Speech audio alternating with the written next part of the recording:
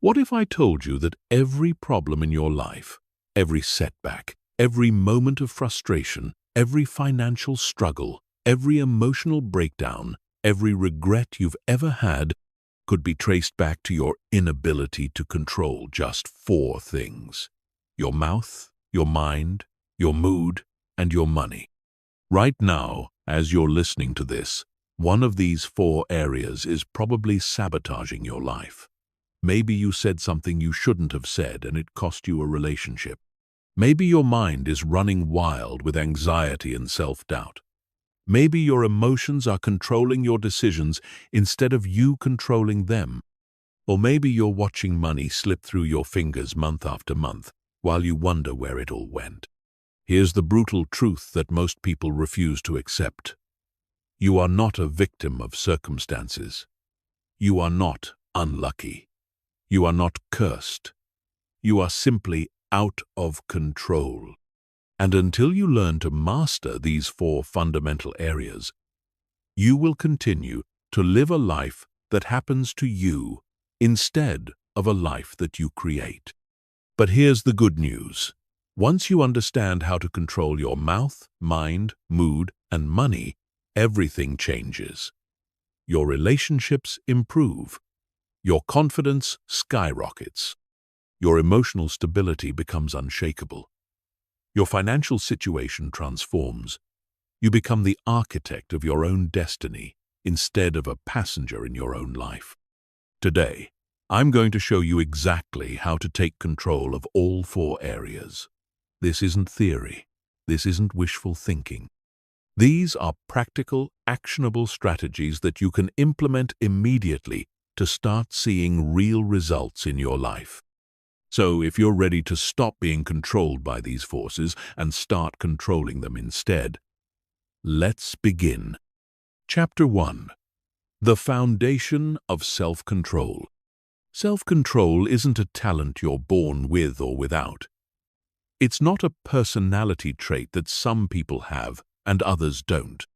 Self-control is a skill, and like any skill, it can be developed, strengthened, and mastered through deliberate practice and understanding.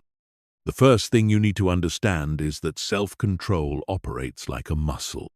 Every time you resist an impulse, every time you choose the harder right over the easier wrong, every time you delay gratification for a better outcome, you're strengthening this muscle. But just like physical muscles, your self-control muscle can become fatigued, and when it's tired, you're more likely to give in to impulses and make decisions you'll later regret. This is why you might eat perfectly all day but then binge on junk food at night. This is why you might stay focused and productive all morning but find yourself scrolling social media all afternoon. This is why you might handle stress well for weeks but then explode over something minor. Your self-control muscle was depleted. But here's what most people don't realize. You can train this muscle to become stronger and more resilient. You can develop what I call unshakable self-control, where your ability to make good decisions doesn't depend on how you're feeling in the moment or how much willpower you've already used that day. The key is understanding that self-control isn't about fighting against your impulses with brute force. That's exhausting and unsustainable. True self-control is about creating systems and habits that make good decisions automatic. It's about designing your environment so that the right choice is the easy choice. It's about developing a mindset where discipline becomes your default mode of operation. When you understand that your mouth, mind, mood, and money are all interconnected systems, you realize that mastering one area gives you leverage in all the others. The person who learns to control their words develops the mental discipline that helps them control their thoughts. The person who masters their emotions gains the clarity needed to make better financial decisions. The person who takes control of their money develops the confidence that improves their mindset. This interconnection means that every small improvement you make in one area creates a positive ripple effect in all the others. You're not just working on four separate problems. You're building a comprehensive system of self-mastery that transforms every aspect of your life. Self-control also requires you to shift from being reactive to being proactive. Most people live in reactive mode, responding to whatever happens to them without conscious choice. They speak without thinking, let their minds wander without direction, allow their emotions to dictate their actions, and spend money without planning. But when you develop true self-control, you become proactive. You choose your words carefully. You direct your thoughts intentionally. You manage your emotions consciously. You allocate your money strategically. The foundation of self-control is self-awareness. You cannot control what you are not aware of. This means paying attention to your patterns, your triggers, your habits, and your automatic responses. It means noticing when you're about to say something you shouldn't, when your mind is spiraling into negativity, when your emotions are starting to overwhelm you, or when you're about to make an impulsive financial decision. Building self-control also requires you to understand the difference between instant gratification and delayed gratification. Our modern world is designed to give us everything instantly. We can get food delivered in minutes, entertainment with the click of a button, and validation through social media likes. But this constant, instant gratification is weakening our ability to delay gratification for better long-term outcomes. The people who master self-control understand that the best things in life require patience, persistence, and the ability to say no to short-term pleasures for long-term gains. They understand that controlling their mouth means sometimes staying quiet when they want to speak. Controlling their mind means focusing on what matters instead of what feels good. Controlling their mood means staying calm when they want to react. And controlling their money means saving and investing instead of spending on immediate wants. Chapter 2. Mastering your mouth. Your mouth is either your greatest asset or your biggest liability. Every word you speak has the power to build relationships or destroy them, to create opportunities or eliminate them, to inspire others or discourage them. Yet most people treat their words carelessly, speaking without thinking, reacting without considering consequences, and wondering why their relationships and opportunities suffer as a result. Mastering your mouth begins with understanding that silence is often more powerful than speech. In a world where everyone feels compelled to share their opinion on everything, the person who knows when to speak and when to remain silent holds tremendous power. Silence gives you time to think, to process, to choose your words carefully. It prevents you from saying things in the heat of the moment that you'll regret later. The first principle of mouth control is the pause. Before you speak, especially when you're emotional, upset, or reactive, pause. Take a breath. Ask yourself, is what I'm about to say helpful? Is it true? Is it necessary? Will it improve the situation or make it worse? This simple pause can save you from countless regrets and damaged relationships. Learn to distinguish between reacting and responding. Reacting is immediate, emotional, and usually regrettable. Responding is thoughtful, measured, and strategic. When someone criticizes you, insults you, or says something that triggers you, your immediate impulse might be to react defensively or aggressively. But the person with mouth control chooses to respond instead. They might say something like, "I need some time to think about what you've said," or "Let me consider your perspective and get back to you." This gives them time to formulate a thoughtful response instead of an emotional reaction. Another crucial aspect of mouth control is understanding the power of your internal dialogue. Most people focus on controlling what they say to others, but they completely neglect what they say to themselves. Your self-talk is perhaps the most important conversation you'll ever have, because it shapes your beliefs, your confidence, and your actions. If you're constantly telling yourself that you're not good enough, that you can't do something, or that you'll never succeed, you're programming yourself for failure. Start paying attention to your internal dialogue. Notice when you're being self-critical, pessimistic, or defeatist. Then consciously choose to change that dialogue. Instead of saying, "I'm terrible at this," say, "I'm learning and improving."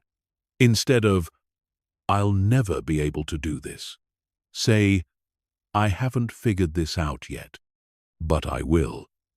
This shift in self-talk might seem small, but it has profound effects on your confidence, motivation, and performance.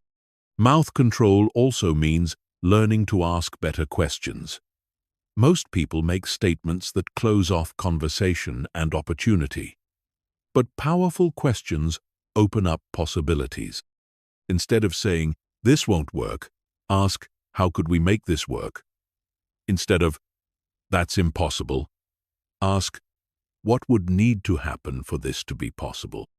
Questions engage other people's minds and invite collaboration instead of resistance. When it comes to difficult conversations, mouth control means choosing your battles wisely. Not every disagreement needs to become an argument. Not every slight needs to be addressed. Not every mistake needs to be pointed out. Ask yourself, is this worth the potential damage to the relationship? Will addressing this actually improve anything, or am I just venting my frustration? Sometimes the most powerful thing you can do is let it go. Learn the art of strategic communication. This means understanding your audience and adapting your message accordingly. The way you speak to your boss should be different from how you speak to your friends. The way you communicate with your partner should be different from how you communicate with strangers. This isn't being fake or manipulative. It's being emotionally intelligent and effective. Mouth control also means being intentional about the conversations you engage in.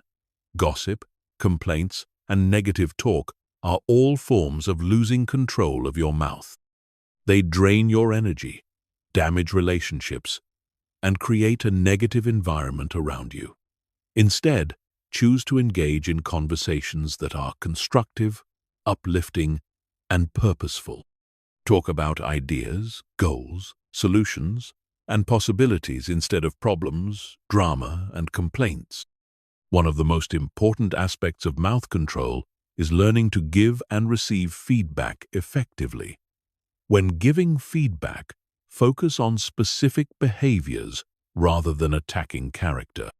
Instead of, "You're always late," say, "When you arrive late to meetings, it affects our ability to start on time."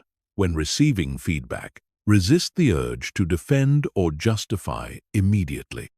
Listen, ask clarifying questions, and thank the person for their input, even if you disagree with it. Finally, understand that your words have long-term consequences. The harsh words you speak in anger might be forgotten by you, but they can be remembered by others for years. The encouragement you offer might seem small to you, but it could change someone's life. The promises you make create expectations and obligations. Choose your words as if they matter, because they do. Chapter 3. Conquering your mind. Your mind is either your most powerful ally or your most dangerous enemy. It can propel you toward your goals or sabotage your every effort. It can fill you with confidence or paralyze you with doubt.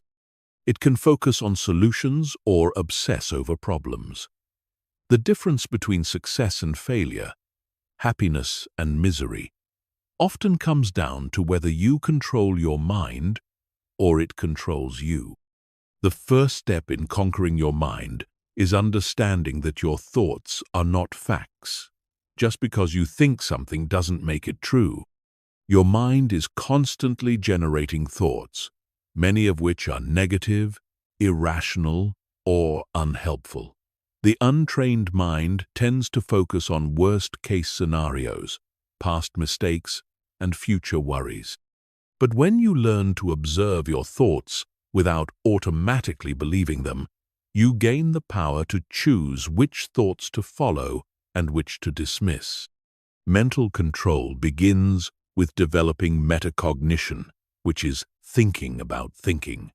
Start paying attention to your thought patterns. Notice when your mind starts spiraling into negativity. Observe when you're ruminating on past events or worrying about future possibilities. Recognize when you're engaging in self-doubt or self-criticism. This awareness is the first step in regaining control. One of the most powerful techniques for mind control is cognitive reframing. This involves consciously changing how you interpret events and circumstances. Instead of seeing challenges as problems, reframe them as opportunities to grow. Instead of viewing failures as proof of your inadequacy, see them as valuable learning experiences. Instead of interpreting criticism as personal attacks, consider them as feedback for improvement. For example, if you don't get a job you applied for, your mind might automatically think, "I'm not good enough," or "I'll never find a good job." But through reframing, you could think, "This wasn't the right fit, but it's getting me closer to the right opportunity." Or, "I can use this experience to improve my interview skills for next time." Same situation, completely different mental and emotional impact. Your mind also needs direction and focus. Without clear goals and priorities, your mind will wander aimlessly, often gravitating toward negative or unproductive thoughts. Set clear, specific goals for yourself and regularly remind your mind of these objectives. When your thoughts start to drift, redirect them back to your goals and the actions you need to take to achieve them. Develop the habit of mental rehearsal. Athletes use this technique to improve their performance by mentally practicing their sport before competing. You can use the same approach for any area of your life. If you have an important presentation, mentally rehearse delivering it successfully. If you're working toward a goal, visualize yourself achieving it. This mental practice prepares your brain for success and increases your confidence when it's time to perform.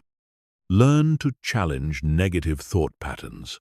When you catch yourself thinking something negative or limiting, ask yourself, is this thought helpful? Is it based on facts or assumptions? What evidence do I have that supports this thought? What evidence contradicts it? How would I advise a friend who was thinking this way? This questioning process helps you evaluate your thoughts objectively rather than accepting them automatically. Concentration and focus are critical aspects of mind control. In our distraction-filled world, the ability to maintain sustained attention on important tasks is becoming increasingly rare and valuable. Practice single-tasking instead of multitasking. When you're working on something important, eliminate distractions. Turn off notifications, close unnecessary browser tabs, and create an environment that supports focused attention. Develop a morning mental routine that sets the tone for your day. This might include meditation, affirmations, goal review, or reading something inspirational. How you start your day mentally often determines how the rest of your day unfolds. If you begin with purposeful, positive thoughts, you're more likely to maintain that mental state throughout the day. Mind control also involves managing information input. Your mind is influenced by everything you read, watch, and listen to. If you're constantly consuming negative news, gossip, or content that makes you feel inadequate, your mind will reflect that input. Be intentional about what you allow into your mental space. Choose books, podcasts, videos, and conversations that educate, inspire, and elevate your thinking. Learn to use your mind's natural problem-solving abilities. Instead of letting your mind worry about problems, direct it to focus on solutions. When you're facing a challenge, ask your mind specific questions. What are 3 possible ways to solve this? What resources do I have available? Who could help me with this? What would someone I admire do in this situation? Your mind is incredibly creative when you give it clear problems to solve. Practice mental discipline through meditation or mindfulness. These practices train your mind to focus on the present moment, rather than getting lost in past regrets or future anxieties. Even 10 minutes of daily meditation can significantly improve your ability to observe your thoughts without being controlled by them. Start small and be consistent rather than trying to meditate for long periods sporadically. Finally, understand that conquering your mind is an ongoing process, not a one-time achievement. Your mind will continue to generate negative thoughts, worries, and distractions. The goal isn't to eliminate these completely, but to develop the skill to recognize them quickly and redirect your mental energy toward more productive directions. With practice, you'll find that you can maintain mental clarity and focus even in challenging circumstances. Chapter 4. Managing your mood. Your mood is like the weather of your inner world. It affects how you perceive everything around you, how you interact with others, and what actions you're motivated to take. When you're in a good mood, opportunities seem everywhere. People appear friendlier, and challenges feel manageable. When you're in a bad mood, everything seems harder. People irritate you more easily, and even small problems feel overwhelming. Most people treat their mood as something that happens to them, as if they're victims of their emotional weather. They wake up and check their mood like they check the weather forecast, then let that mood dictate their entire day. But mood management is a skill you can develop. You can learn to influence your emotional state consciously and maintain emotional stability regardless of external circumstances. The first principle of mood management is understanding that your mood is largely determined by 3 factors: your physiology, your focus, and your language. Change any one of these, and your mood will shift. Change all 3, and you can completely transform how you feel in a matter of minutes. Your physiology includes your posture, breathing, facial expressions, and movement. When you're in a negative mood, your body reflects it.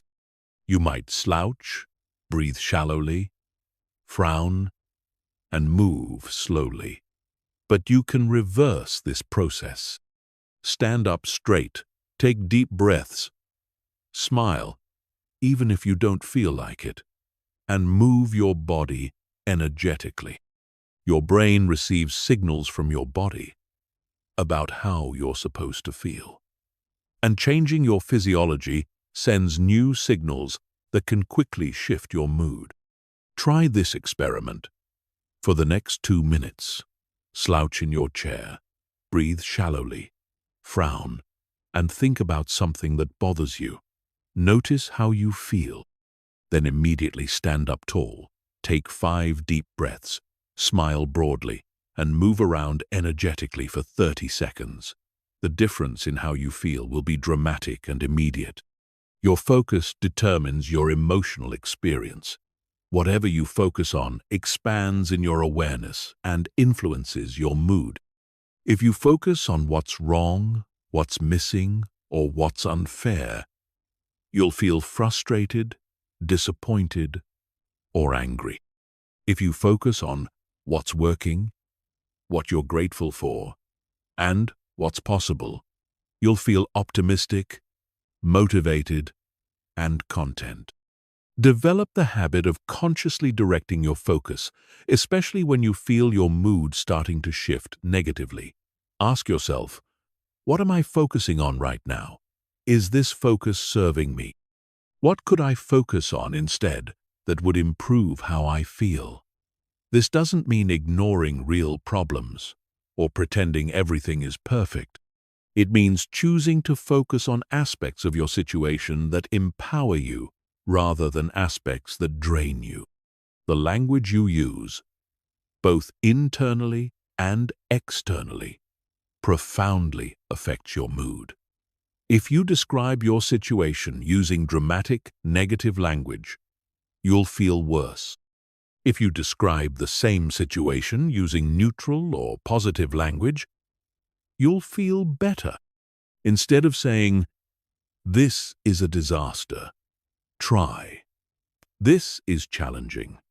Instead of, "I'm devastated," try, "I'm disappointed." Instead of, "Everything is going wrong," try, "I'm dealing with some difficulties." Mood management also requires you to understand your emotional patterns and triggers. Pay attention to what situations, people, or thoughts tend to shift your mood negatively. Once you identify these patterns, you can prepare for them. If you know that traffic jams frustrate you, you can prepare by listening to audiobooks or podcasts that you enjoy. If you know that certain people drain your energy, you can limit your exposure to them or prepare mentally before interacting with them.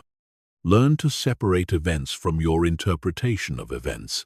Something happens, and then you interpret what it means. And that interpretation creates your emotional response. Two people can experience the exact same event and have completely different emotional reactions based on their interpretations. The person who gets laid off might interpret it as, "I'm a failure," and feel devastated. Or they might interpret it as, "This is an opportunity to find something better," and feel motivated. Develop emotional regulation techniques that work for you. This might include deep breathing exercises, progressive muscle relaxation, visualization, or physical exercise. The key is having go-to strategies that you can use when you feel your mood shifting in an unwanted direction. Practice these techniques when you're already in a good mood so they're readily available when you need them. Create mood anchors, which are specific activities, songs, scents, or images that reliably improve your emotional state. This might be a particular song that always energizes you, a photo that makes you smile, or a physical exercise that boosts your confidence. When you need to shift your mood quickly, you can activate these anchors to create the emotional state you want. Understand the difference between emotions and moods. Emotions are immediate responses to specific events and usually last for minutes or hours. Moods are more general emotional states that can last for days or weeks. While you can't always control your initial emotional reactions, you can learn to process emotions quickly and prevent them from turning into prolonged negative moods. Mood management also involves protecting your emotional energy. Just as you wouldn't leave your house unlocked or your bank account unprotected, you shouldn't leave your mood vulnerable to every external influence. This means being selective about the news you consume, the conversations you engage in, and the environments you spend time in. It means setting boundaries with people who consistently drain your emotional energy. Finally, remember that managing your mood isn't about being positive all the time or pretending that negative emotions don't exist. It's about developing the ability to experience emotions without being controlled by them. It's about being able to feel disappointed without staying in disappointment, to feel angry without acting destructively, and to feel sad without sinking into depression. You're building emotional resilience and the ability to maintain your center regardless of what's happening around you. Chapter 5. Controlling your money. Money is one of the most emotionally charged topics in human life. It represents security, freedom, status, and opportunity, but it can also be a source of stress, conflict, and anxiety. Your relationship with money affects every area of your life, from your career choices, to your relationships, to your sense of self-worth. Yet, most people have never consciously developed a healthy relationship with money or learned the skills necessary to control it effectively. Controlling your money begins with understanding that money is not the root of all evil, nor is it the solution to all problems. Money is a tool, and like any tool, its value depends on how skillfully you use it. A hammer can build a house or break a window, depending on the skill and intention of the person wielding it. Similarly, money can create opportunities and security, or it can create stress and problems, depending on how you manage it. The first step in money control is developing financial awareness. Most people have no idea where their money goes. They earn it, spend it, and wonder why they never seem to have enough. But you cannot control what you do not measure. Start tracking every dollar that comes in and every dollar that goes out. This doesn't have to be complicated. A simple spreadsheet or even a notebook where you record your income and expenses will give you the awareness you need to start making better financial decisions. Once you have awareness, you need to create a budget. A budget is simply a plan for your money. It tells your money where to go, instead of wondering where it went. But here's the key. Your budget must be realistic and aligned with your values. If you create a budget that's too restrictive or doesn't account for the things you genuinely value, you'll abandon it just like a crash diet. Start with the 50-30-20 rule as a foundation. 50% of your after-tax income goes to needs housing, food, transportation, minimum debt payments. 30% goes to wants, entertainment, dining out, hobbies. 20% goes to savings and debt repayment beyond minimums. This is a starting point that you can adjust based on your specific situation and goals. Money control requires you to understand the difference between needs and wants. Needs are things you must have to survive and function. Wants are things that would be nice to have but aren't essential. The problem is that our consumer culture has convinced us that many wants are actually needs. You need basic clothing, but you don't need designer brands. You need transportation, but you don't need a luxury car. You need food, but you don't need to eat at expensive restaurants regularly. This doesn't mean living like a monk or never enjoying yourself. It means being intentional about your spending and making conscious choices rather than unconscious ones. Before making any significant purchase, ask yourself, is this a need or a want? If it's a want, can I afford it without compromising my financial goals? Will this purchase still matter to me in a month, a year, or 5 years? Develop the habit of delayed gratification when it comes to money. When you want to buy something, especially something expensive, wait 24 hours before making the purchase. For larger items, wait a week or even a month. This cooling off period allows the initial emotional impulse to fade and gives you time to make a more rational decision.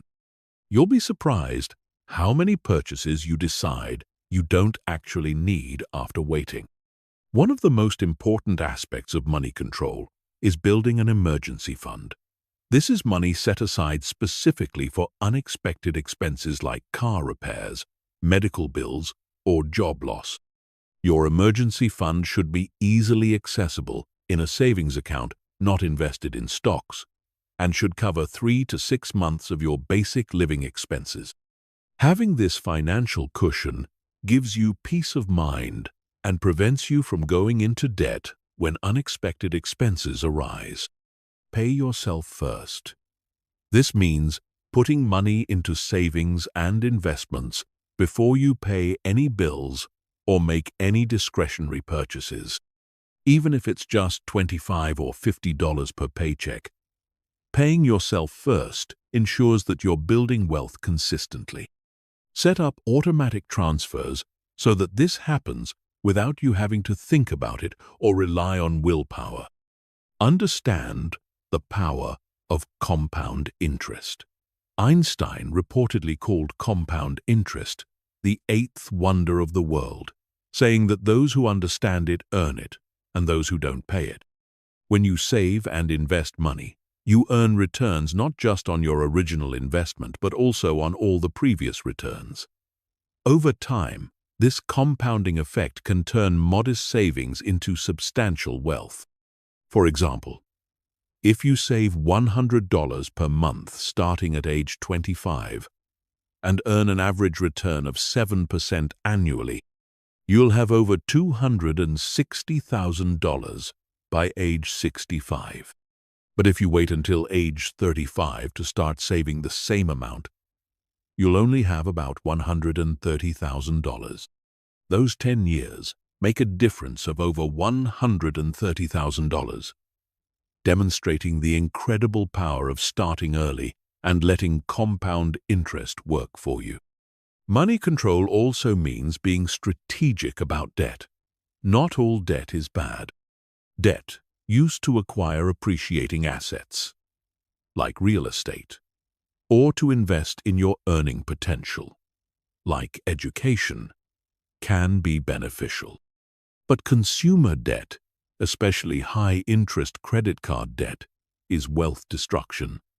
If you have credit card debt, make paying it off a priority.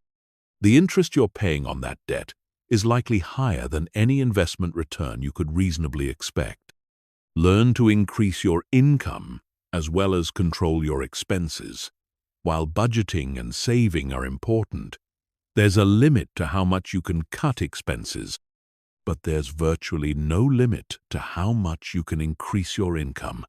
Invest in developing skills that make you more valuable in the marketplace. Look for opportunities to advance in your career or start a side business. The most financially successful people focus heavily on growing their income, not just on cutting costs. Finally, understand that money control is really about life control. When you control your money, you control your options. You can choose jobs based on passion and purpose rather than just paycheck size. You can weather financial storms without panic. You can be generous with others and invest in experiences that matter to you. Money becomes a tool for creating the life you want rather than a source of stress and limitation. Chapter 6. The Psychology of Self-Sabotage. Self-sabotage is the invisible force that destroys more dreams, ruins more relationships, and wastes more potential than any external obstacle ever could. It's the reason why people who know exactly what they should do still don't do it. It's why someone can have all the knowledge, tools, and opportunities they need for success, but still find ways to undermine their own progress. Understanding self-sabotage is crucial because it affects all 4 areas we've been discussing. You sabotage your mouth by saying things that damage relationships when you most need support. You sabotage your mind by focusing on worst-case scenarios when you need confidence. You sabotage your mood by dwelling on negative thoughts when you need emotional strength. You sabotage your money by making impulsive financial decisions when you need discipline and planning. The psychology of self-sabotage often stems from deep-seated beliefs about what you deserve. If you have an unconscious belief that you don't deserve success, happiness, or wealth, your mind will find ways to ensure you don't achieve or maintain these things. This isn't conscious or deliberate. Your sabotaging mind operates below the level of awareness, creating situations that confirm your limiting beliefs about yourself. One of the most common forms of self-sabotage is perfectionism. Perfectionists often procrastinate because they're afraid of producing work that isn't perfect. They set impossibly high standards that guarantee failure, then use that failure as evidence that they should quit trying. The perfectionist's mind says, "If I can't do it perfectly, I won't do it at all," which becomes a convenient excuse for avoiding the discomfort of effort and potential failure. Another form of self-sabotage is imposter syndrome, where you believe you're not qualified or deserving of your success. When good things happen, instead of celebrating, you worry that you're a fraud who will eventually be exposed. This fear causes you to downplay your achievements, avoid opportunities for advancement, and sometimes even sabotage your success to avoid the anxiety of being found out. Self-sabotage also manifests as negative self-talk and internal criticism. You become your own worst enemy, constantly pointing out your flaws, predicting failure, and undermining your confidence. This internal critic is often more harsh and destructive than any external criticism you might face. It convinces you that you're not smart enough, talented enough, or worthy enough to achieve your goals. The fear of success is another powerful form of self-sabotage that many people don't recognize. Success brings change, responsibility, and visibility, all of which can feel threatening. Your mind might sabotage success because it fears the unknown territory that comes with achievement. It's safer to stay in familiar patterns of struggle and limitation than to venture into the uncertainty of success. Self-sabotage often intensifies when you're close to a breakthrough. Just when you're about to achieve something significant, your sabotaging mind kicks into overdrive. You might suddenly lose motivation, create unnecessary drama, make poor decisions, or find reasons to quit. This is because your current identity feels threatened by the new level of success you're approaching. Recognizing self-sabotage requires developing awareness of your patterns. Notice when you consistently stop short of your goals. Pay attention to the excuses you make and the ways you create obstacles for yourself. Observe the negative thoughts and beliefs that surface when you're making progress. Ask yourself, how do I typically get in my own way? What patterns of self-sabotage show up repeatedly in my life? One effective way to combat self-sabotage is to identify your sabotaging thoughts and challenge them with evidence. When your mind tells you, "I'm not good enough," ask for proof. What evidence supports this belief? What evidence contradicts it? Often, you'll find that your sabotaging thoughts are based on old experiences, other people's opinions, or irrational fears rather than current reality. Develop what I call a success identity. Instead of seeing yourself as someone who struggles, fails, or doesn't deserve good things, consciously cultivate an identity as someone who succeeds, grows, and deserves the best in life. This requires updating your self-concept to match the level of success you want to achieve. Start acting, thinking, and speaking like the person you want to become, even before external circumstances reflect that identity. Another powerful strategy is to make success inevitable through systems and accountability. Self-sabotage thrives in environments where success depends entirely on willpower and motivation. But when you create systems that make progress automatic and build accountability into your process, it becomes much harder to sabotage yourself. Set up structures that keep you moving forward even when your sabotaging mind is active. Work on upgrading your beliefs about what you deserve. If you believe you deserve success, happiness, and abundance, your mind will work to create those experiences. But if you believe you deserve struggle, limitation, and disappointment, your mind will create those experiences instead. Examine your core beliefs about what you deserve and consciously choose to adopt beliefs that support your success rather than undermine it. Finally, understand that overcoming self-sabotage is an ongoing process. Your sabotaging mind will continue to surface, especially when you're pushing beyond your comfort zone. The goal isn't to eliminate self-sabotage completely, but to recognize it quickly and choose different actions, despite the sabotaging thoughts and feelings. With practice, you can learn to observe your self-sabotaging impulses without being controlled by them. Chapter 7. Building unshakable discipline. Discipline is the bridge between goals and accomplishment. It's what separates those who dream from those who achieve. It's the ability to do what needs to be done when it needs to be done, whether you feel like it or not. But most people misunderstand discipline. They think it's about forcing yourself to do things you hate through sheer willpower. True discipline is about aligning your actions with your deepest values and long-term goals, making the right choice feel natural and automatic. Unshakable discipline begins with clarity about your why.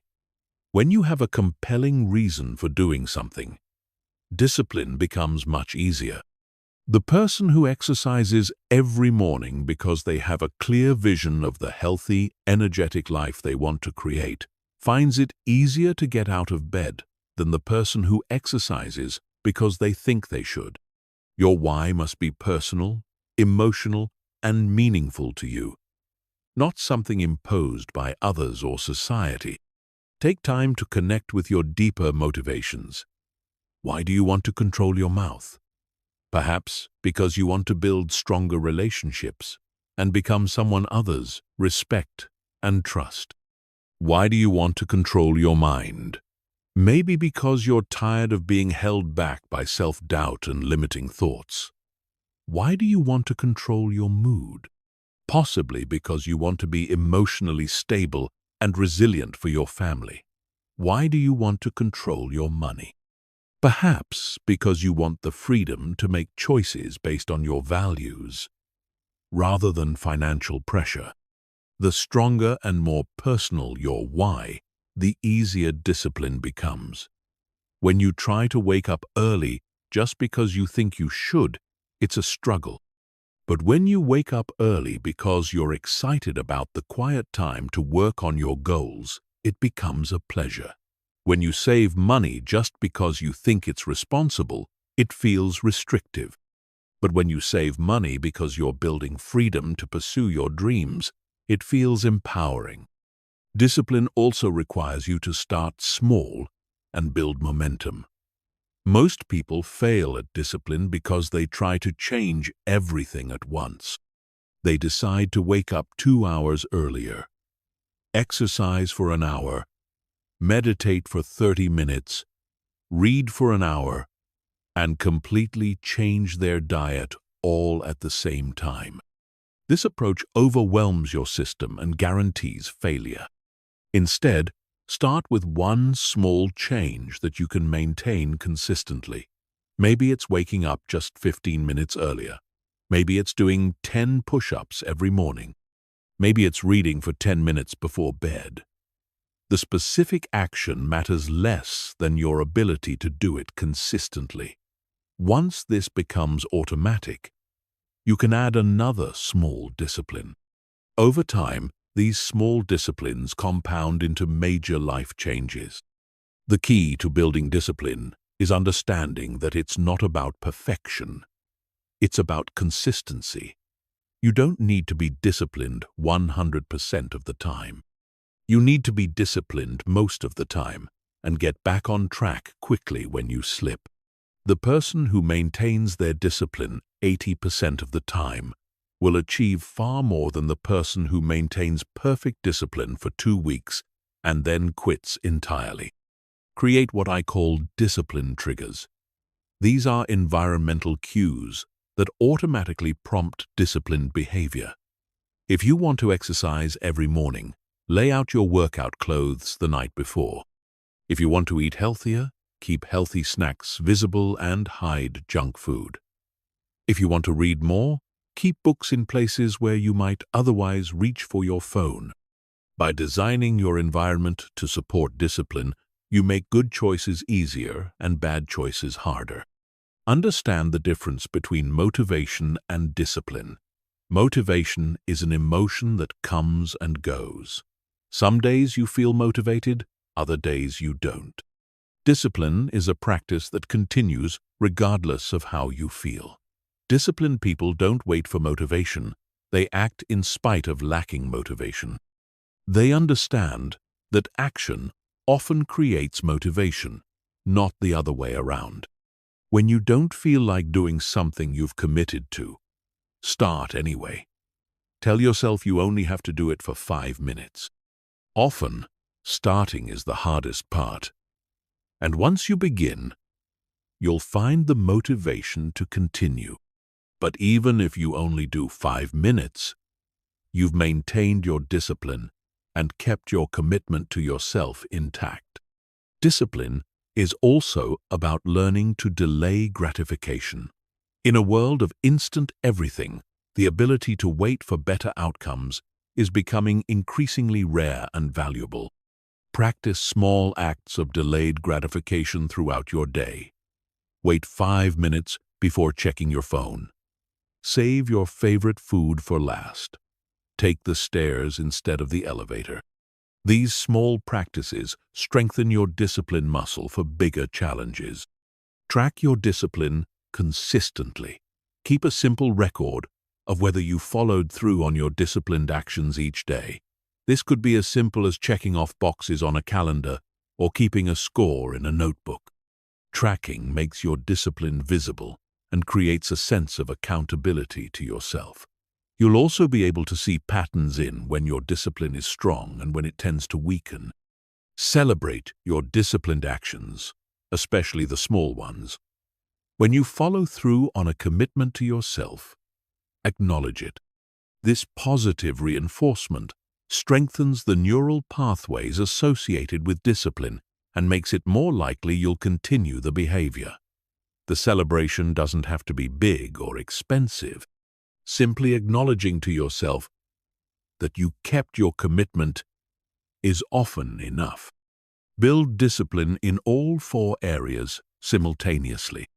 When you practice discipline with your mouth by pausing before speaking, you're strengthening the same mental muscle you use to discipline your mind by focusing on positive thoughts. When you discipline your mood by choosing your emotional responses, you're building the same capacity you need to discipline your money by delaying gratification on purchases. All forms of discipline reinforce each other. Finally, understand that discipline becomes easier with practice. What feels difficult and unnatural at first becomes automatic and effortless over time. The person who has been exercising consistently for years doesn't have to force themselves to work out. It's simply part of who they are. Similarly, as you practice discipline consistently, it stops being something you do and becomes something you are. You develop a disciplined identity that makes good choices feel natural and automatic. Chapter 8. The Power of Strategic Silence. In a world that rewards noise, the person who masters silence holds tremendous power. Silence is not emptiness or absence. It's a strategic choice that can transform your relationships, increase your influence, and accelerate your success. Strategic silence involves knowing when to speak and when to remain quiet, when to share and when to keep things private, when to react and when to simply observe.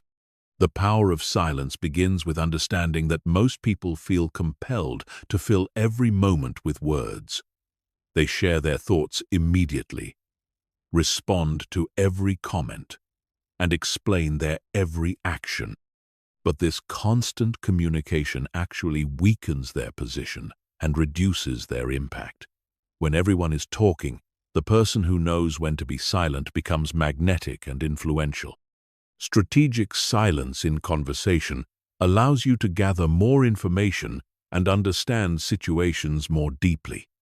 When you ask a question and then remain silent, people feel compelled to fill that silence with information.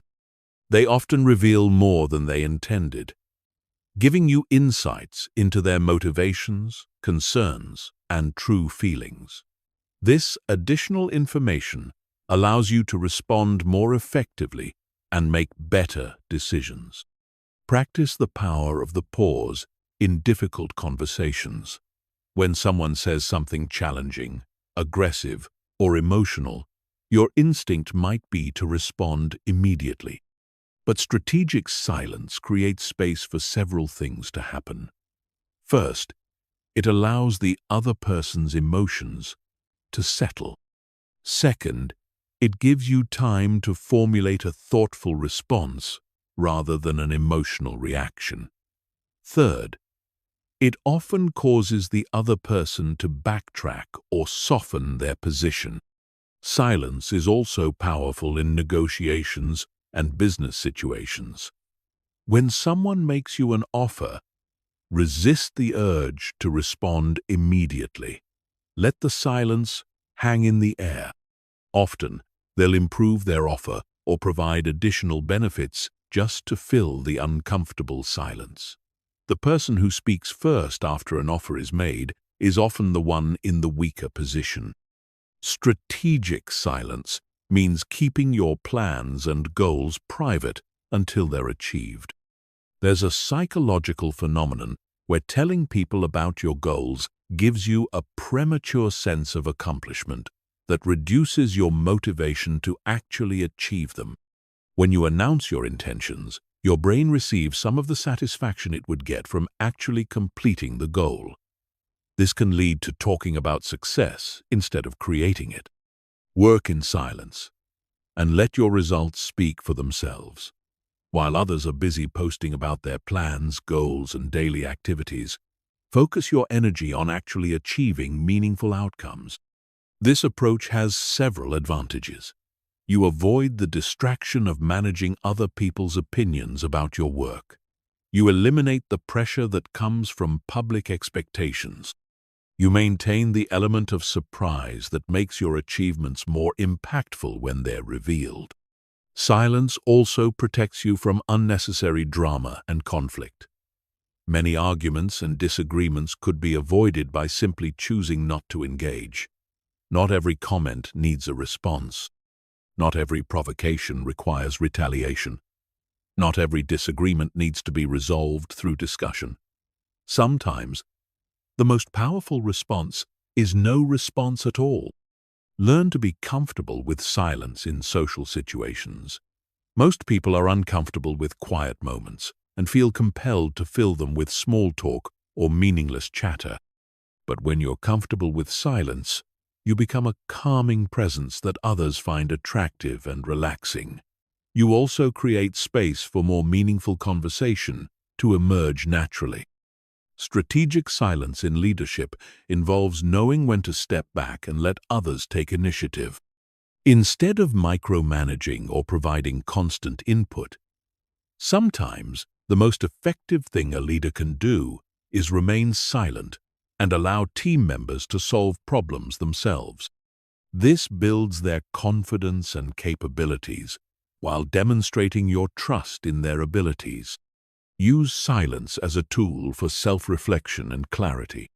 In our noisy, distracted world, regular periods of silence are essential for processing information, connecting with your intuition, and maintaining emotional balance.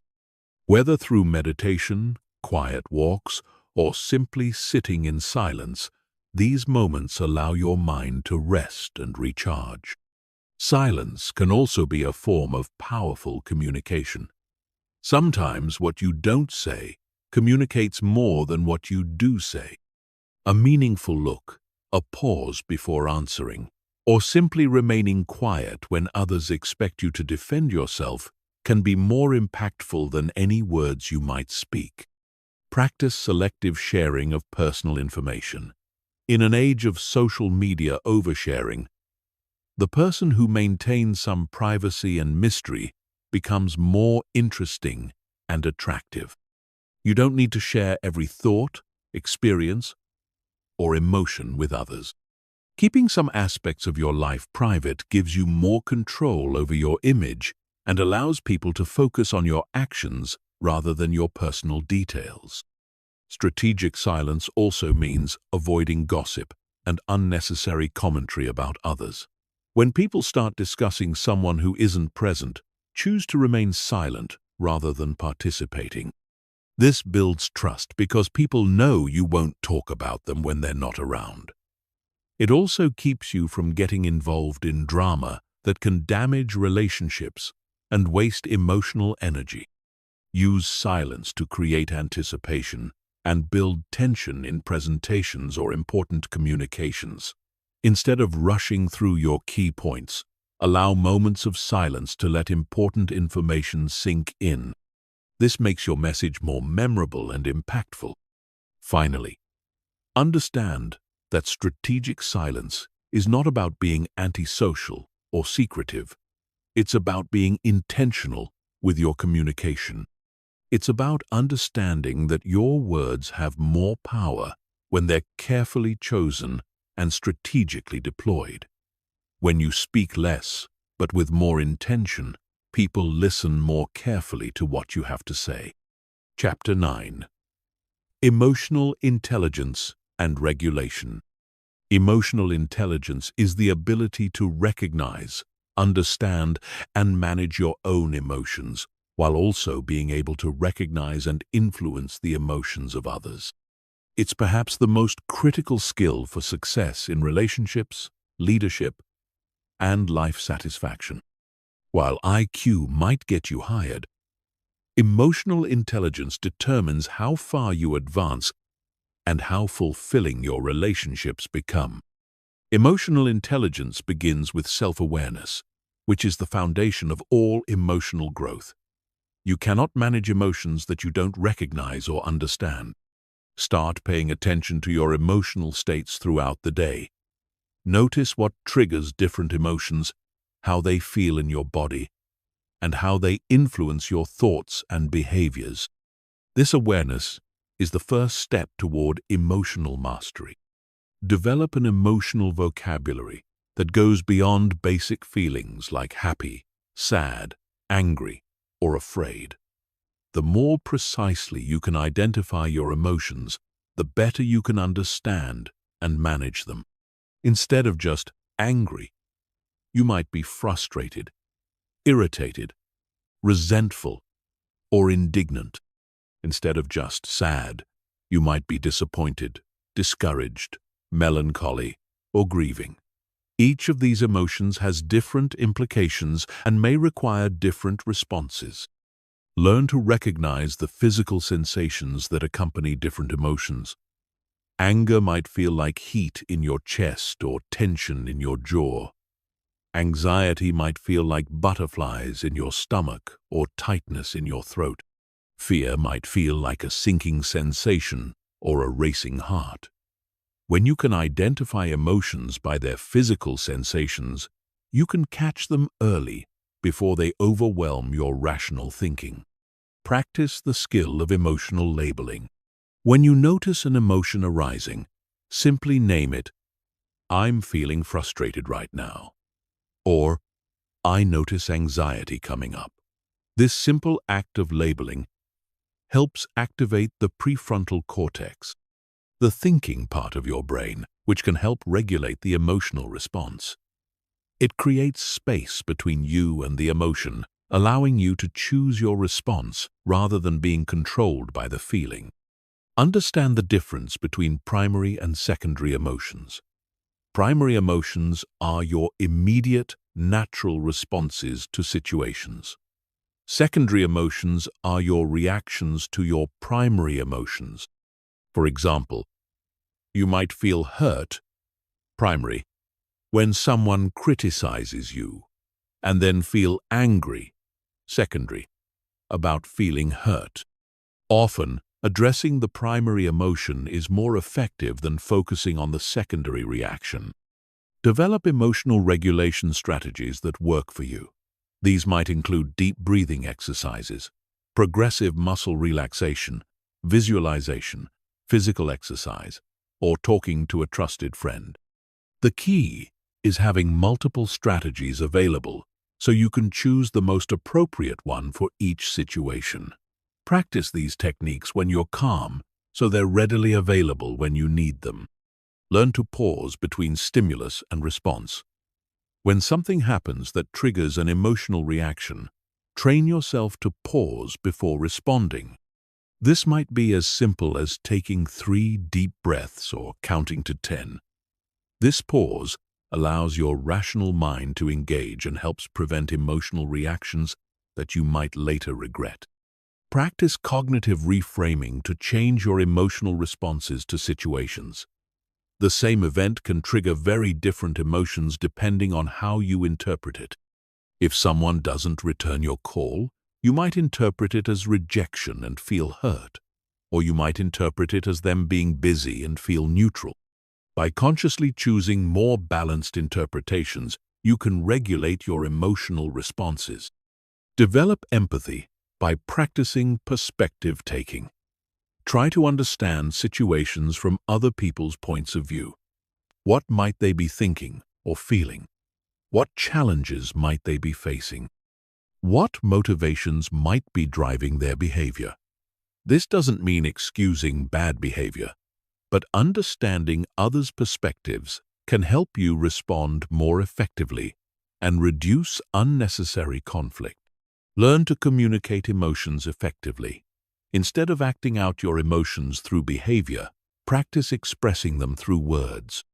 Say, "I feel frustrated when meetings start late because it affects my schedule," instead of sighing, rolling your eyes, or making sarcastic comments.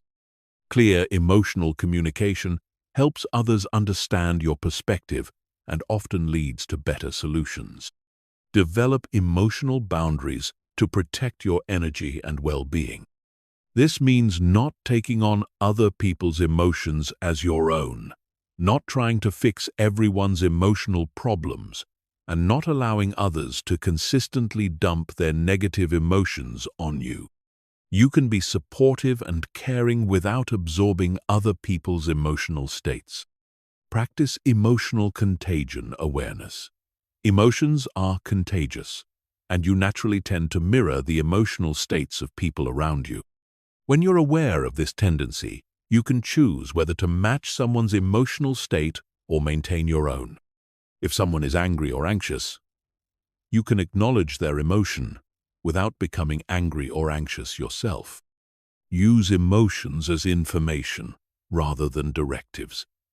Emotions provide valuable data about your needs, values, and situations, but they shouldn't automatically determine your actions.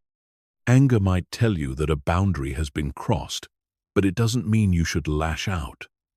Fear might tell you that something feels risky, but it doesn't mean you should avoid all risks. Use emotional information to make better decisions, not to make decisions for you. Develop stress resilience by learning to stay calm under pressure. This involves building tolerance for uncomfortable emotions rather than trying to avoid them entirely. Practice staying present and centered when you feel stressed, overwhelmed, or challenged. The more you practice maintaining emotional equilibrium during difficult times, the stronger your resilience becomes. Finally, remember that emotional intelligence is a skill that improves with practice. You won't master it overnight, and you'll still have moments when emotions overwhelm your rational thinking. The goal is to gradually increase your emotional awareness and regulation abilities so that you can maintain your center and respond effectively even in challenging emotional situations. Chapter 10. Creating your success environment. Your environment is constantly shaping your behavior, thoughts, and emotions, often without you even realizing it. The spaces you inhabit, the people you spend time with, the information you consume, and the systems you create all influence your ability to control your mouth, mind, mood, and money. By consciously designing your environment to support your goals, you make success easier and failure harder. Environmental design begins with understanding that willpower is limited and unreliable. Instead of depending on constant self-control, create an environment where good choices are automatic and bad choices require effort. This is why successful people don't just rely on discipline. They engineer their surroundings to support their success. Start with your physical environment. Your living and working spaces should support the behaviors you want to maintain. If you want to exercise regularly, set up a home gym, or at least keep workout equipment visible. If you want to eat healthier, keep nutritious foods easily accessible and remove junk food from your kitchen. If you want to read more, place books in locations where you might otherwise reach for your phone. The arrangement of your space matters more than you might think. A cluttered, disorganized environment creates mental chaos and makes it harder to focus and think clearly. A clean, organized space promotes mental clarity and makes it easier to maintain discipline and focus. Spend time creating physical environments that reflect the level of success and organization you want to achieve in your life. Design your workspace to minimize distractions and maximize productivity. This might mean using website blockers during work hours, keeping your phone in another room, or creating a dedicated space for focused work that's separate from relaxation areas. The goal is to create environmental cues that automatically put you in a productive mindset when you enter that space. Your social environment is equally important as your physical environment. The people you spend time with regularly have enormous influence on your thoughts, emotions, and behaviors. If you're surrounded by people who complain, make excuses, and avoid taking responsibility, you'll find yourself adopting similar patterns. If you're surrounded by people who are positive, goal-oriented, and disciplined, you'll naturally adopt those qualities. Audit your social circle honestly. Who are the 5 people you spend the most time with? Are they supporting your growth or holding you back? Are they encouraging your best behaviors or enabling your worst ones? This doesn't mean you have to cut off everyone who isn't perfect, but it does mean being strategic about who you allow to influence your daily mindset and decisions. Seek out relationships with people who are where you want to be in life. If you want to improve your financial situation, spend time with people who are financially successful. If you want to improve your health, spend time with people who prioritize fitness and nutrition. If you want to develop better relationships, spend time with people who have strong, healthy relationships. Success patterns are contagious when you're regularly exposed to them. Create boundaries with people who consistently drain your energy or encourage negative behaviors. This doesn't necessarily mean ending relationships, but it might mean limiting the time you spend with certain people or setting clear boundaries about what topics you're willing to discuss. Protect your emotional and mental energy as carefully as you protect your physical health. Your information environment is also crucial. The books you read, podcasts you listen to, videos you watch, and news you consume all influence your mindset and worldview. If you're constantly consuming negative news, gossip, or content that makes you feel inadequate, your mind will reflect that input. Be intentional about consuming content that educates, inspires, and elevates your thinking. Create information consumption habits that support your goals. This might mean starting your day with motivational or educational content instead of checking social media. It might mean listening to podcasts about personal development during your commute instead of music or talk radio. It might mean reading books related to your goals instead of watching television in the evening. Design your digital environment to support your success. Organize your phone so that productive apps are easily accessible and time-wasting apps require more effort to reach. Use technology to automate good behaviors, like automatic savings, transfers, or calendar reminders for important activities. Set up your devices to minimize distractions during focused work time. Create accountability systems in your environment. This might mean working out with a partner, joining a group related to your goals, or simply telling someone about your commitments.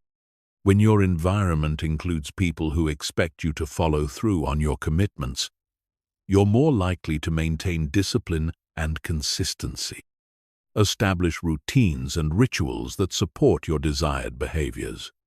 Morning routines that include activities like exercise, meditation, or goal review can set a positive tone for your entire day. Evening routines that include planning for the next day or reflecting on progress can help you maintain focus and motivation. These routines become environmental cues that automatically trigger productive behaviors. Use visual reminders and environmental cues to keep your goals and values visible. This might mean keeping quotes or images that inspire you in places where you'll see them regularly. It might mean using a vision board or keeping symbols of your goals in your workspace. When your environment constantly reminds you of what you're working toward, you're more likely to make choices that align with those goals. Finally, remember that creating your success environment is an ongoing process, not a one-time setup. As you grow and your goals evolve, your environment needs to evolve as well. Regularly assess whether your current environment is supporting your success or holding you back, and make adjustments as needed. Your environment should be your ally in achieving your goals, not an obstacle you have to overcome. Chapter 11. The compound effect of small changes. Most people overestimate what they can achieve in a year and underestimate what they can achieve in a decade. They look for dramatic transformations and overnight success stories, but real change happens through the compound effect of small, consistent actions repeated over time. Understanding this principle will revolutionize how you approach controlling your mouth, mind, mood, and money. The compound effect works the same way in personal development as it does in finance. Just as small, regular investments grow into substantial wealth over time, small improvements in your daily habits create massive life changes over months and years. The person who improves just 1% each day will be 37 times better after 1 year. But the person who gets worse by just 1% each day will decline to nearly zero. This is why you must focus on consistency rather than intensity. The person who exercises for 10 minutes every day will achieve better results than the person who works out intensely for 2 hours once a week. The person who saves $25 every week will build more wealth than the person who saves $500 once every few months. Small actions, repeated consistently, create exponential results. When it comes to controlling your mouth, small improvements compound dramatically. Each time you pause before speaking in anger, you strengthen your emotional regulation muscle. Each time you choose encouraging words over critical ones, you build better relationships and a more positive environment around yourself. Each time you practice strategic silence instead of unnecessary commentary, you increase your influence and respect from others. These small choices, made consistently, transform how others perceive and interact with you. The compound effect works powerfully with mind control as well. Each time you catch a negative thought and reframe it positively, you strengthen neural pathways associated with optimism and resilience. Each time you choose to focus on solutions instead of problems, you train your brain to be more resourceful and creative. Each time you practice visualization or goal-focused thinking, you program your subconscious mind to recognize and create opportunities. Over time, these small mental habits create an entirely different mental landscape. Your mood benefits tremendously from the compound effect of small emotional practices. Each time you take a deep breath when stressed instead of reacting immediately, you build emotional stability. Each time you choose to focus on gratitude instead of complaints, you rewire your brain for positivity. Each time you maintain perspective during challenging situations, you develop emotional resilience that serves you in future difficulties. These small emotional choices accumulate into unshakable emotional strength. The compound effect is perhaps most obvious with money, but also most ignored. Each dollar you save instead of spending on impulse purchases compounds over time through investment returns. Each time you choose the less expensive option without sacrificing quality, you create more financial freedom. Each time you invest in learning skills that increase your earning potential, you multiply your future income possibilities. Small financial decisions, compounded over time, create the difference between financial stress and financial freedom. The key to leveraging the compound effect is making improvements so small that they feel effortless. If you want to read more, don't commit to reading for an hour every day. Start with reading just 1 page per day.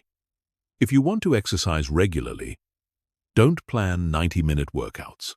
Start with 5 push-ups every morning. If you want to save money, don't try to save half your income. Start by saving the change from your purchases. These tiny changes feel insignificant in the moment, which is exactly why they work. Your brain doesn't resist small changes the way it resists dramatic ones. You don't need willpower or motivation to read 1 page or do 5 push-ups. But these small actions create momentum, and momentum makes larger changes possible. The person who reads 1 page per day often ends up reading for 30 minutes. The person who does 5 push-ups often ends up doing a full workout. Track your small improvements to make the compound effect visible. Keep a simple record of your daily actions in each area. Did you practice mouth control by pausing before speaking today? Did you practice mind control by focusing on your goals? Did you practice mood control by choosing your emotional responses? Did you practice money control by making a conscious spending decision? This tracking helps you see progress that might otherwise feel invisible. Be patient with the compound effect. The most dramatic results often happen after months or years of consistent small actions. This is why most people quit before experiencing the real benefits. They expect immediate results from small changes, and when they don't see dramatic improvements quickly, they assume their efforts aren't working. But the compound effect is building momentum beneath the surface, creating changes that will eventually become undeniable. Understand that the compound effect works in both directions. Just as small positive actions compound into major improvements, small negative actions compound into significant problems. Each time you speak without thinking, your relationships suffer incrementally. Each time you allow negative thoughts to go unchallenged, your mindset becomes more pessimistic. Each time you react emotionally instead of responding thoughtfully, your emotional stability weakens. Each time you make impulsive financial decisions, your financial situation deteriorates. This is why eliminating small negative habits is just as important as building small positive ones. Stop checking your phone first thing in the morning. Stop participating in gossip conversations.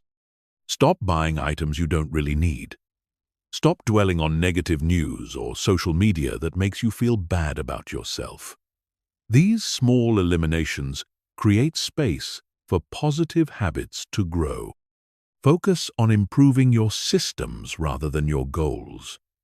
Goals are the results you want to achieve, but systems are the processes that produce those results. If you want to lose weight, don't just focus on the number on the scale. Build a system of daily habits around nutrition and exercise. If you want to build wealth, don't just focus on the target amount. Build a system of saving, investing, and income growth. Systems are what create sustainable compound results. Finally, trust the process even when progress feels slow. The compound effect requires faith because the most significant changes happen gradually. And then suddenly, you might practice new habits for weeks or months without seeing dramatic results. And then suddenly notice that everything has changed. Your relationships are stronger, your mindset is more positive, your emotions are more stable, and your finances are improving. This sudden awareness of change is the compound effect revealing itself after working quietly beneath the surface. Chapter 12.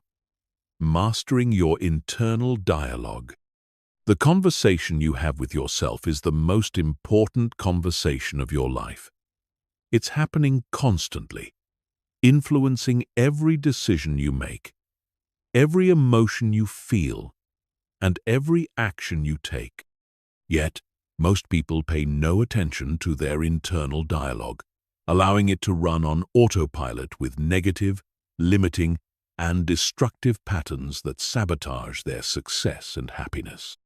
Your internal dialogue is the voice in your head that comments on everything that happens to you. It interprets events, makes predictions about the future, and provides commentary on your performance. This voice can be your greatest ally, encouraging you towards success and helping you navigate challenges with confidence. Or it can be your worst enemy, filling you with doubt, fear, and self-criticism that prevents you from reaching your potential. The problem is that most people's internal dialogue was programmed during childhood by parents, teachers, and social influences who may have been well-meaning but often transmitted limiting beliefs and negative thought patterns. You might have internalized voices that tell you you're not smart enough, not attractive enough, not worthy of success, or not capable of achieving your goals. These internalized voices continue to run your life until you consciously choose to reprogram them. Becoming aware of your internal dialogue is the first step in mastering it. Most of this conversation happens so automatically that you don't even notice it. Start paying attention to the voice in your head throughout the day. What is it saying about your performance, your appearance, your relationships, and your future? Is it supportive and encouraging, or critical and discouraging? Is it focused on possibilities or limitations? Notice the tone of your internal voice. Is it harsh and demanding, or gentle and understanding? Would you speak to a good friend the way you speak to yourself? Most people discover that they're far more critical and unkind to themselves than they would ever be to someone they care about. This internal criticism erodes confidence and motivation over time. Pay attention to the language patterns in your internal dialogue. Does your inner voice use absolute terms like always, never, everyone, and no one? These absolutes are rarely accurate and often create unnecessary stress and limitation. Does it catastrophize by assuming the worst possible outcomes? Does it personalize failures by assuming everything is your fault? These distorted thinking patterns create emotional suffering that's often unnecessary.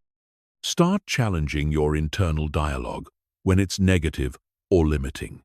When you catch yourself thinking something self-critical or pessimistic, ask yourself, is this thought helpful? Is it accurate? What evidence supports this thought, and what evidence contradicts it? How would I respond if a friend said this to me? This questioning process helps you evaluate your thoughts objectively rather than accepting them automatically. Replace negative internal dialogue with more balanced and constructive thoughts. Instead of, I'm terrible at this, try, I'm still learning this skill. Instead of, I'll never be successful, try, I haven't achieved my goals yet, but I'm making progress. Instead of, everyone thinks I'm incompetent, try, some people might have concerns about my performance, and I can use their feedback to improve. Develop positive internal dialogue patterns that support your goals and well-being. Start each day by mentally reviewing your goals and affirming your ability to achieve them. Throughout the day, congratulate yourself for small wins and improvements. When facing challenges, remind yourself of past successes and your ability to overcome difficulties. Before important events, use your internal dialogue to visualize success and build confidence. Practice self-compassion in your internal dialogue. Treat yourself with the same kindness and understanding you would offer a good friend who was struggling. When you make mistakes, instead of harsh self-criticism, offer yourself understanding and encouragement. Remember that everyone makes mistakes and faces setbacks. What matters is how you respond and what you learn from the experience. Use your internal dialogue to focus on what you can control rather than what you can't. When facing challenging situations, guide your thoughts toward actions you can take and resources you have available. Instead of dwelling on how unfair something is or how difficult your circumstances are, focus your mental energy on your response and your next steps. Develop internal dialogue patterns that support each of the 4 areas we've discussed. For mouth control, use your internal voice to remind yourself to pause before speaking and to choose words that build rather than destroy. For mind control, use it to redirect your focus toward your goals and possibilities rather than problems and limitations. For mood control, use it to reframe situations positively and remind yourself of things you're grateful for. For money control, use it to reinforce the long-term benefits of financial discipline and smart money choices. Create positive affirmations that counteract your specific limiting beliefs and negative thought patterns. If you struggle with self-doubt, develop affirmations about your capabilities and potential. If you tend toward pessimism, create affirmations about opportunities and positive possibilities. If you have money fears, develop affirmations about abundance and your ability to create wealth. Repeat these affirmations regularly until they become automatic parts of your internal dialogue. Use your internal dialogue for problem-solving and creative thinking. Instead of letting your mind wander aimlessly or ruminate on problems, consciously direct it towards solutions and possibilities. Ask yourself questions like, how can I make this work? What are 3 different approaches I could try? What would someone I admire do in this situation? What opportunities might exist in this challenge? Practice mental rehearsal through your internal dialogue. Before important conversations, presentations, or events, use your inner voice to walk through the experience successfully. Visualize yourself performing well and achieving your desired outcomes. This mental rehearsal builds confidence and actually improves your performance by programming your mind for success. Monitor your internal dialogue during stress and challenging situations. These are the times when negative thought patterns tend to be strongest and most damaging. During difficult periods, consciously choose to use internal dialogue that calms and centers you rather than amplifies stress and anxiety. Remind yourself of your strength, your resources, and your ability to handle whatever comes your way. Finally, remember that mastering your internal dialogue is an ongoing practice, not a one-time achievement. Your mind will continue to generate negative thoughts and limiting beliefs, especially during challenging times. The goal is to become increasingly aware of these patterns and increasingly skilled at redirecting your internal conversation toward thoughts that serve your highest good. Over time, positive internal dialogue becomes your natural default, creating the mental foundation for success in every area of your life. Chapter 13. Advanced Money Psychology. Your relationship with money is one of the most complex and emotionally charged aspects of your life. It's influenced by childhood experiences, cultural messages, family patterns, and deeply held beliefs about worth, security, and success. Until you understand and transform your money psychology, you'll continue to struggle financially, regardless of how much you earn or how much financial knowledge you acquire. Money psychology begins with understanding that money is never just about money. It represents security, freedom, power, status, and identity.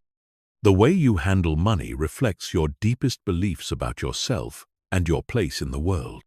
Your financial behaviors are expressions of your psychological state, which is why purely logical approaches to money management often fail to create lasting change.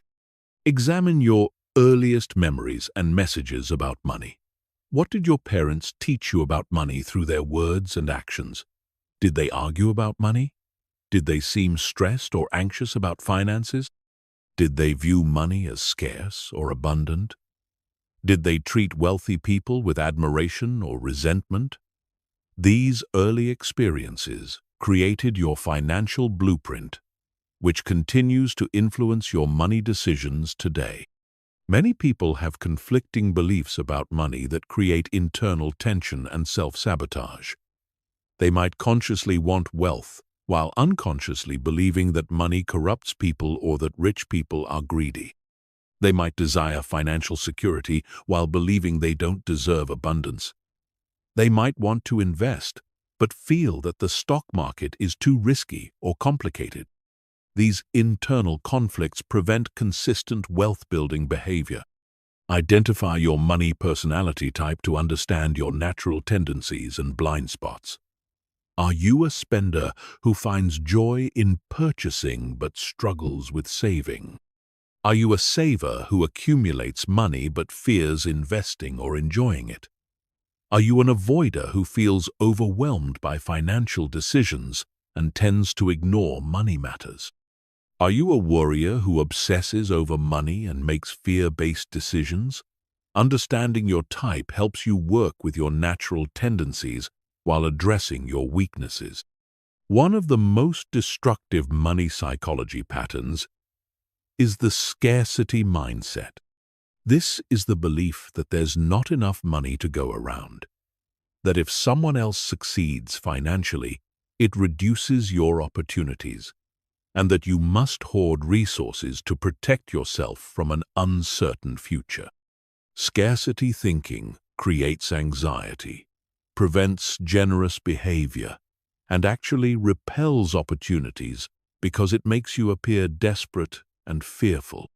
Develop an abundance mindset by focusing on opportunities rather than limitations.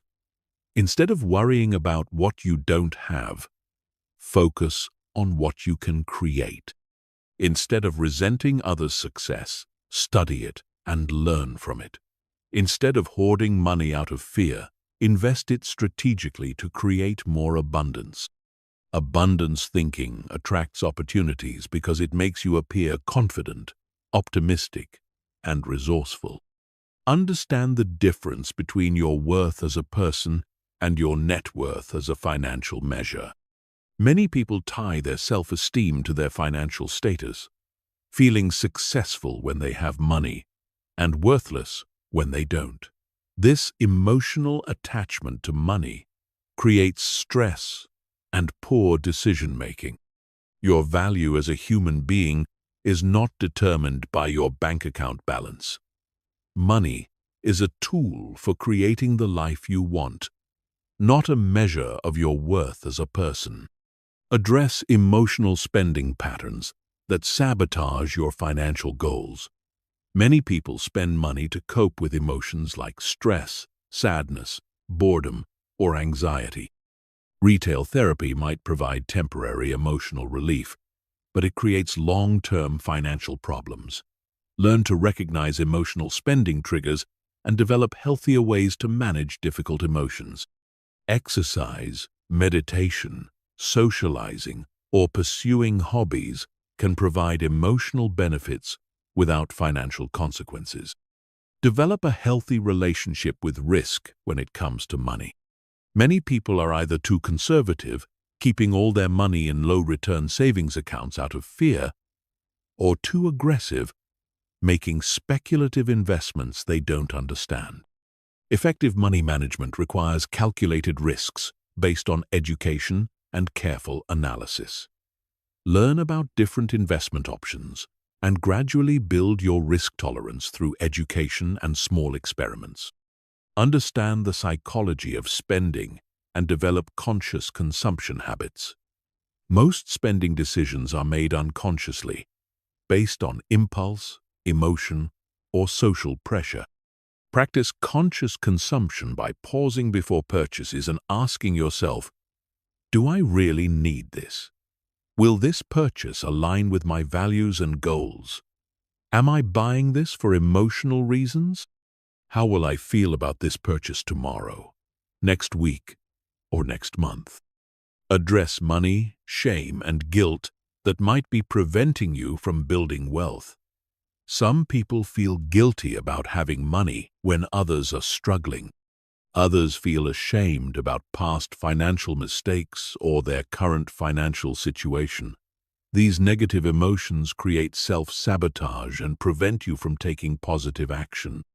Remember that building your own wealth enables you to help others more effectively, and that everyone makes financial mistakes while learning.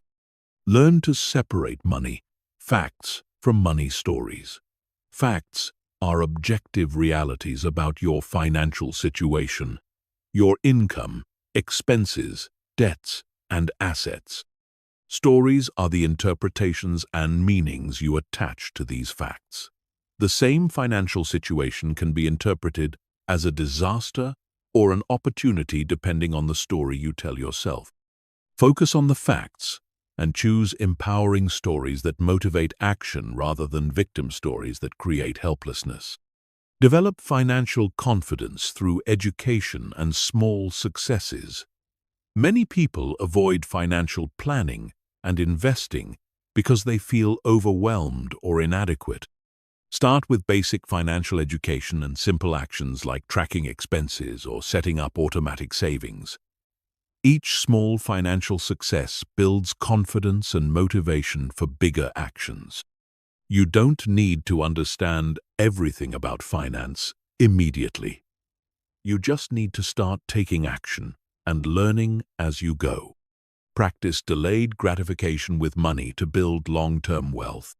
Our consumer culture encourages immediate gratification and instant purchases. But wealth building requires patience, and the ability to sacrifice short-term pleasures for long-term benefits. Practice small acts of delayed gratification regularly, like waiting a day before making purchases or saving for items instead of buying them on credit. Create positive money rituals and habits that reinforce healthy financial behaviors. This might include a weekly money date where you review your finances and plan for the week ahead. It might include celebrating financial milestones or practicing gratitude for your current financial resources. These rituals help create positive associations with money management instead of viewing it as a stressful chore. Finally, remember that changing your money psychology is a gradual process that requires patience and self-compassion. You're rewiring patterns that may have been developed over decades. Be gentle with yourself as you learn new behaviors and challenge old beliefs. Focus on progress rather than perfection, and celebrate small improvements in your financial awareness and behavior. Over time, these psychological shifts will create lasting changes in your financial reality. Chapter 14. The integration of the 4 pillars. Understanding how to control your mouth, mind, mood, and money individually is important, but the real transformation happens when you integrate these 4 areas into a cohesive system of self-mastery. These pillars don't operate independently. They're interconnected parts of a larger whole. When you improve one area, it creates positive ripple effects in all the others. When you master all 4 simultaneously, you create exponential improvements in every aspect of your life. The integration begins with recognizing the fundamental connection between all 4 pillars. They all require the same core skill of self-awareness and conscious choice. Whether you're choosing your words, directing your thoughts, managing your emotions, or making financial decisions, you're exercising the same fundamental capacity to observe your impulses and choose your responses deliberately. Your mouth control supports your mind control, because choosing your words carefully requires mental discipline and focus. When you practice pausing before speaking, you're strengthening the same mental muscle you use to pause before following negative thought patterns. When you choose encouraging words over critical ones, you're training your mind to focus on possibilities rather than problems. The person who masters their speech develops the mental clarity and discipline that supports all other areas of self-control. Mind control directly influences mood control because your thoughts create your emotional experiences. When you learn to direct your thoughts toward positive outcomes and solutions, your emotional state naturally improves. When you practice cognitive reframing and challenge negative thought patterns, you develop emotional resilience and stability. The person who controls their mind rarely struggles with uncontrolled emotional reactions. Mood control enhances money control because financial decisions are heavily influenced by emotional states. When you're anxious or stressed, you're more likely to make impulsive financial choices. When you're confident and calm, you can make rational financial decisions based on long-term goals rather than short-term emotions. The person who maintains emotional equilibrium makes better financial choices consistently. Money control supports mouth control because financial stress often leads to relationship conflicts and communication problems. When you're worried about money, you're more likely to be irritable, defensive, or aggressive in your communication. When you have financial confidence and security, you can communicate more calmly and thoughtfully. The person who controls their money experiences less stress-related communication problems. The integration also works through shared foundational principles. All 4 pillars require delayed gratification, pausing before speaking, resisting negative thoughts, managing emotional impulses, and avoiding impulsive spending. All four require long-term thinking, considering the consequences of your words, focusing on your goals, maintaining perspective during emotional challenges, and making financial decisions based on future outcomes rather than immediate wants. To integrate the four pillars effectively, start each day with a brief review of your intentions in all four areas. Ask yourself, how will I practice mouth control today? What will I focus my mind on? How will I manage my mood if challenges arise? What financial choices will I make that align with my goals? This daily intention setting creates conscious awareness that supports integration throughout the day.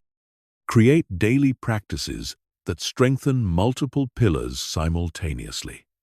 Meditation develops both mind control and mood control by training awareness and emotional regulation. Journaling can improve mind control by clarifying thoughts, mood control by processing emotions, and money control by tracking financial goals and expenses. Exercise supports mood control through endorphin release, and money control by potentially reducing stress-related spending. Use setbacks in one area as opportunities to strengthen the others. If you have a moment of poor mouth control and say something you regret, use it as practice for mind control by learning from the experience. Mood control by managing any guilt or embarrassment constructively, and money control by perhaps making a small donation to charity as a way of creating something positive from the mistake. Develop what I call cross-pillar awareness. When you notice yourself struggling in one area, immediately check the other three. If you're having money stress, are you also engaging in negative self-talk, allowing your emotions to spiral, or saying things that increase rather than decrease the stress? If you're in a bad mood, are you also spending money impulsively, thinking negative thoughts, or saying things that make the mood worse? This awareness helps you address problems comprehensively rather than just treating symptoms. Create accountability systems that address multiple pillars. Find an accountability partner or coach who can help you track progress in all four areas. Join groups or communities that support integrated personal development rather than just focusing on single issues. Read books and consume content that addresses the whole person rather than just isolated skills. Practice what I call pillar switching when you're struggling. If you're having difficulty with one area, immediately engage a different pillar to create positive momentum. If your mind is stuck in negative thought patterns, focus on mouth control by saying something encouraging to someone else. If you're feeling emotionally overwhelmed, focus on money control by reviewing your financial goals and making a small, positive financial decision. If you're tempted to make an impulsive purchase, focus on mind control by redirecting your thoughts to your long-term goals. Understand that mastery in all four areas creates a synergistic effect where the whole becomes greater than the sum of its parts. The person who has integrated control over their mouth, mind, mood, and money doesn't just have four separate skills. They have a comprehensive system of self-mastery that makes them effective in every area of life. They communicate with clarity and impact, think with focus and optimism, maintain emotional stability under pressure, and make financial decisions that create long-term security and freedom. Track your progress in integration by paying attention to how improvements in one area affect the others. Notice how better mood control improves your financial decision-making. Observe how stronger mind control enhances your communication. See how better money management reduces emotional stress. This awareness reinforces the interconnected nature of the four pillars and motivates continued development in all areas. Remember that integration is an ongoing process, not a destination. You'll continue to have moments when one or more pillars needs attention. The goal is to develop the ability to quickly recognize when one area is off track and use the other pillars to restore balance. Over time, this integrated approach becomes your natural way of operating, creating a life characterized by intentional choices, emotional stability, clear communication, and financial wisdom. Finally, understand that the integration of these four pillars is what creates true personal power. When you can control your words, thoughts, emotions, and money, you're no longer at the mercy of circumstances, other people's opinions, or your own impulses. You become the conscious creator of your experience, capable of building the relationships, achieving the goals, and creating the life you truly want. Chapter 15. Your 90-day transformation plan. Knowledge without action is worthless. You can understand every principle in this presentation, but if you don't implement them consistently, your life won't change.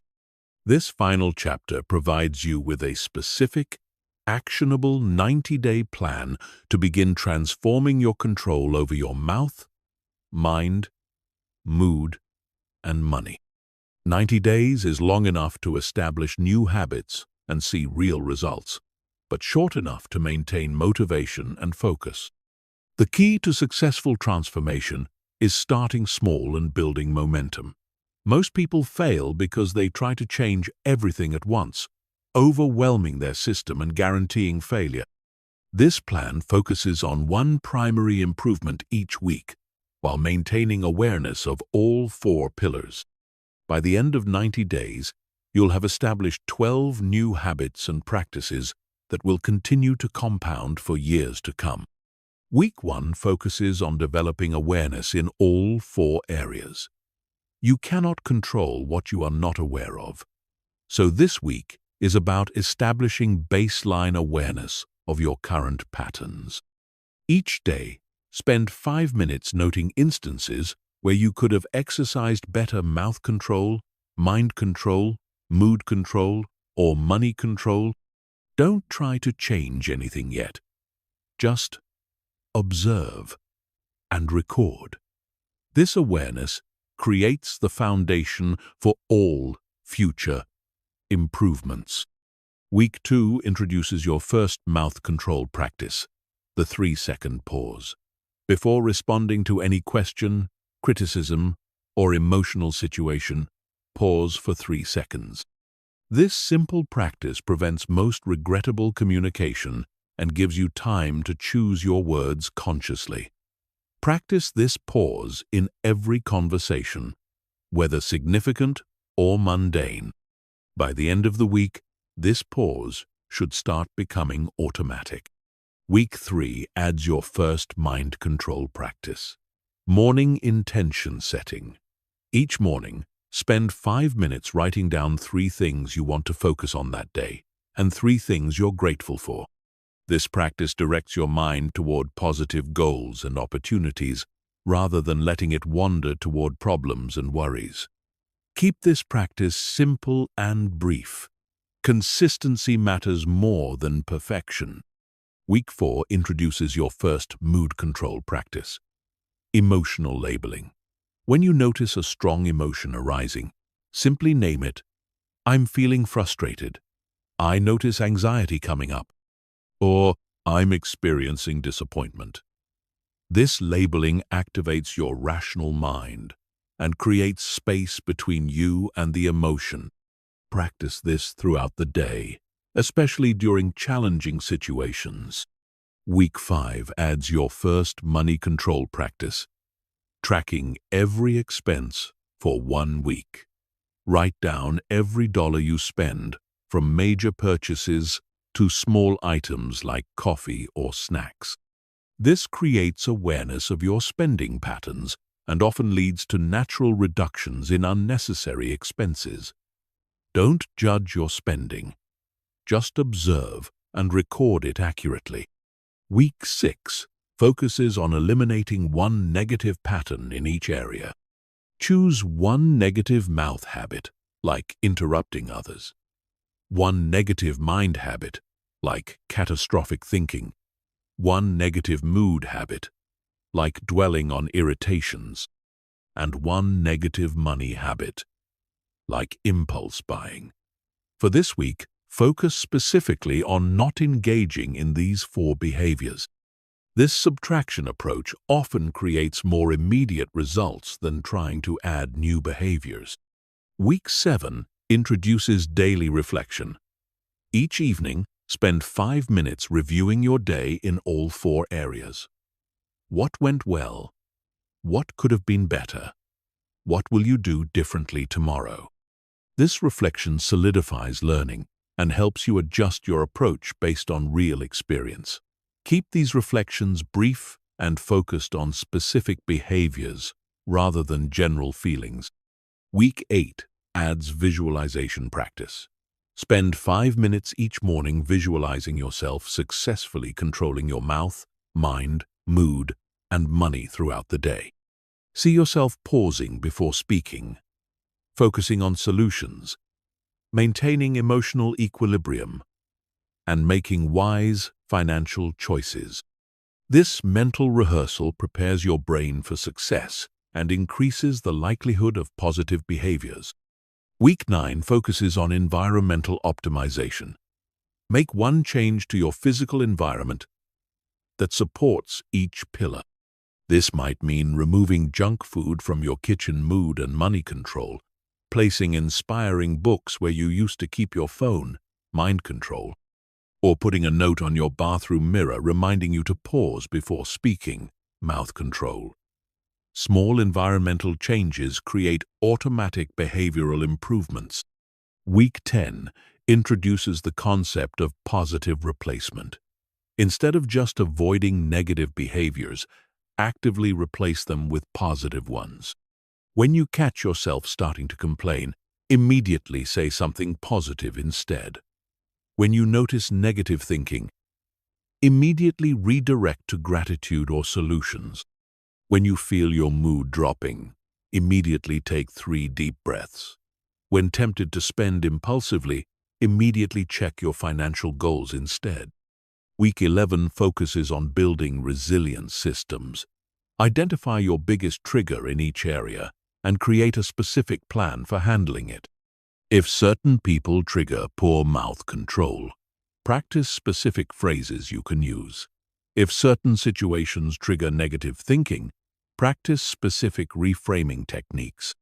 If certain circumstances trigger mood problems, practice specific calming strategies. If certain emotions trigger overspending, practice specific alternatives. Week 12 integrates everything into a comprehensive daily practice.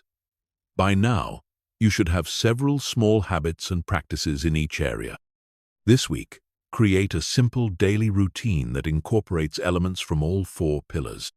This might be a 5-minute morning practice that includes intention setting, gratitude, emotional check-in, and financial goal review. The goal is creating a sustainable daily practice that maintains your progress. Throughout the 90 days, track your progress weekly in each area. Rate yourself on a scale of 1 to 10 for mouth control, mind control, mood control, and money control each week. This tracking helps you see improvement over time and identifies areas that need more attention. Remember that progress isn't always linear. Some weeks will be better than others. Create accountability for your 90-day transformation. Tell someone you trust about your commitment and ask them to check in with you regularly. Join online communities focused on personal development. Consider working with a coach or mentor. External accountability significantly increases your chances of following through on your commitments. Prepare for setbacks and challenges during your 90-day journey. You will have days when you fall back into old patterns. You will face situations that test your new practices. This is normal and expected. The key is to get back on track quickly rather than using setbacks as excuses to quit entirely. Each setback is a learning opportunity that makes you stronger for the future. Celebrate milestones and improvements along the way. Acknowledge when you successfully use new practices, especially during challenging situations. Celebrate weekly improvements, even if they seem small. This positive reinforcement strengthens the neural pathways associated with your new behaviors and increases motivation to continue. By the end of 90 days, these practices should feel more natural and automatic. You'll find yourself pausing before speaking without thinking about it. You'll catch negative thoughts more quickly and redirect them naturally. You'll maintain emotional equilibrium more easily during stress. You'll make financial decisions more consciously and strategically. Most importantly, you'll have developed the foundation for lifelong growth and self-mastery. Remember that 90 days is just the beginning, not the end. The habits and practices you develop during this period will continue to compound and strengthen over time. After completing this initial transformation, you can deepen your practice, tackle more advanced challenges, or help others begin their own journey of self-mastery. The person you become through this process of controlling your mouth, mind, mood, and money will be fundamentally different from who you are today. You'll communicate with greater impact, think with greater clarity, feel with greater stability, and spend with greater wisdom. You'll no longer be at the mercy of your impulses, emotions, or circumstances. You'll be the conscious creator of your own experience, capable of building the life you truly want. The choice is yours. You can continue living the same patterns that brought you to this point, or you can commit to 90 days of focused transformation that will change the trajectory of your life. The knowledge is here. The plan is clear. The only question remaining is, what will you choose?